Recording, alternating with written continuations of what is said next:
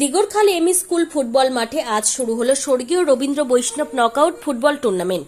ম্যাচটির আয়োজক দিগরখাল টি Barak valley club. অতিথি হিসেবে উপস্থিত ছিলেন উত্তর করিমগঞ্জের বিধায়ক কমলাক্ষ দে পুরকায়স্থ, স্থানীয় সমাজসেবী বাবুল বৈষ্ণব, রঘুনন্দন কুর্মী, বাদল ভূমিজ, শুক্কুর বৈষ্ণব, সুমিত বৈষ্ণব প্রমুখরা। প্রদীপ প্রজ্বলন এবং পতাকা উত্তোলন সহ অতিথি বরণ, ক্লাবের সদস্যদের নৃত্য পরিবেশনের পর আকর্ষণীয় ওপেনিং ম্যাচ শুরু হয়। ম্যাচ শুরু হয় বিকেল 5:30। ওপেনিং ম্যাচ হয় জালালপুর ফুটবল টিম বনাম ক্রিক পার্ক বাগান ফুটবল দলের মধ্যে। ম্যাচ শুরু হওয়ার পর থেকেই ক্রিক পার্ক বাগান ফুটবল দলকে প্রবল চাপে রাখে জালালপুর ফুটবল টিম। মাত্র 10 মিনিটের মধ্যে ক্রিক পার্ক দলের বিরুদ্ধে প্রথম গোল করেন জালালপুর ফুটবল টিমে আরিফ। খেলার প্রথম ভাগে জালালপুর ফুটবল টিমের খেলোয়াড়রা কোনো সুযোগ দেননি ক্রিক পার্ক ফুটবল দলকে। তবে দ্বিতীয় ভাগে জালালপুর ফুটবল টিমের বিরুদ্ধে গোল করার অনেক সুযোগ পেয়েও ব্যর্থ হয়েছে ক্রিক পার্ক ফুটবল দল।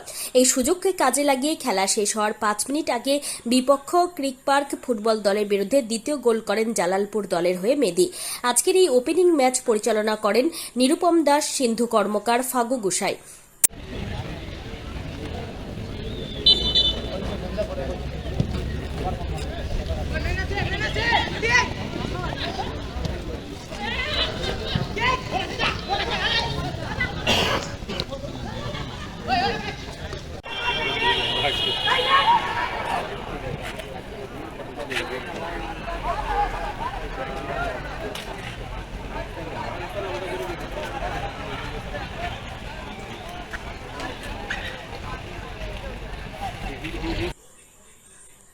কালাইনছড়া থেকে রুবেল বৈষ্ণবের প্রতিবেদন, গণ আওয়াজ।